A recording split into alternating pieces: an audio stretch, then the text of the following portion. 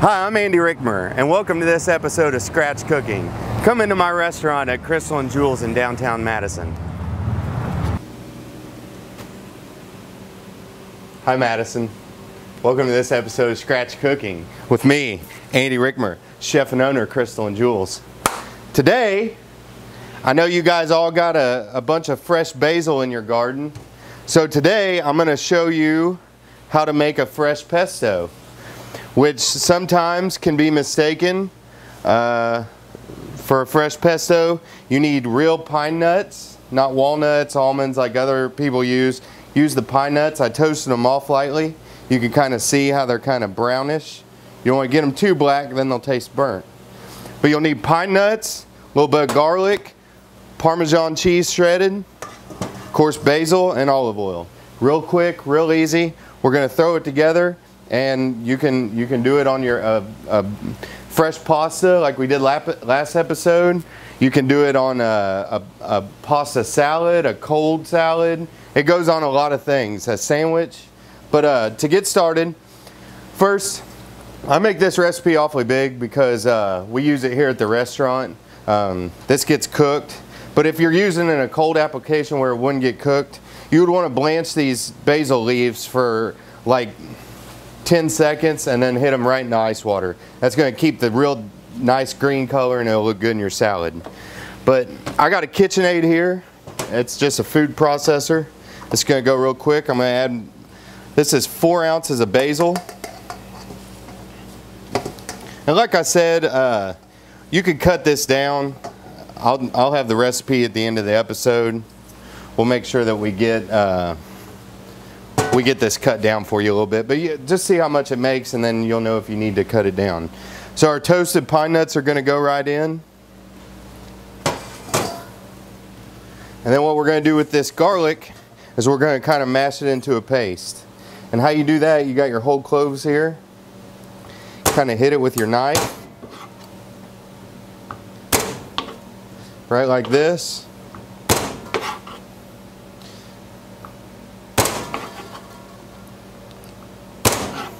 And once it's mashed up a little bit, we're going to do a little bit of salt for abrasion. And then what you're going to do is you're going to lay your knife over and you're just going to kind of scrape it like this. And this is just going to make it right into a minced paste. You just keep working it back and forth. And it works all the lumps and clumps and stuff out of it, so that way you don't bite into a big piece of garlic, which some people might like that, but in pesto it's not that good. But see, what it makes is this really nice garlic paste, and you won't get a lump or anything in that. It'll be really smooth and it'll just be a hint. It'll just be a taste of garlic. So what I'm going to do is that's going to go right in the food processor. And this was a 1/2 ounce of garlic. So we got 4 ounces of basil, 5 ounces of pine nuts, a 1/2 ounce of garlic, fresh garlic paste. And now what I'm going to do is I'm going to get this spinning. And you see how it'll all start to clump up. You might have to move it around a little bit to get all the leaves. But now at this point, this is a cup, 8 ounces of olive oil. And that's going to go right in. And that's going to kind of help get everything mixing together. Like I said, you can move it back and forth. I'll take the lid off and scrape it one good time to get all those pine nuts off the bottom. Spin it again.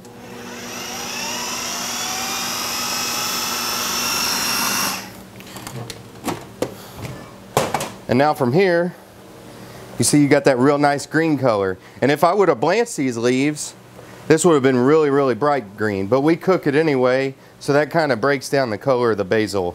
So I don't really blanch it off. But now we're going to go right into 4 ounces of Parmesan cheese. Give it a good scrape. Right like this. get all that good basil goodness. And like I said, use fresh garden basil, and this stuff's amazing. We put it on our lobster pesto here at Crystal and Jules. And it's been a hit. We used to do a marinated hanger steak, and we decided that the grilled lobster tail goes really good with the hints of the garlic and Parmesan. Goes a little bit better. Kind of gives it an extra flavor. So that's in. We're going to season this really good. Good couple pinches of salt. Some ground pepper. And now a lot of people will make their pesto really runny. I like this thick pesto. And you'll see once I get this all mixed up with this cheese, it's not even really a sauce. It's just kind of a, you can spread this. I know a lot of people probably had it on like a turkey pesto sandwich, but that's it right there. That's fresh pesto. You can put that in pastas, salads, whatever. So yeah, so what we do here in the restaurant is I kind of get some cream, heat it up, throw our pasta in. You can add some white wine in the beginning, then put like a tablespoon or however much you want in this. It coats the pasta really good, makes a good sauce. Goes perfect with tomatoes if you want to do like a tomato sauce.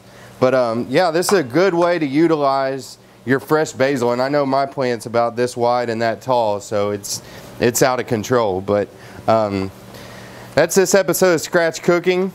I really appreciate you guys joining us here in the kitchen today. I hope you use these recipes. Fall is around the corner, or upon us, so let's get into butternut squash next episode. We'll work on all that stuff. So I appreciate you joining us. Come see us at Crystal and Jules, 709 West Main. We're open Tuesday through Thursday, 5 to 8, Friday and Saturday, 5 to 9. Thanks for watching, and we'll see you next time.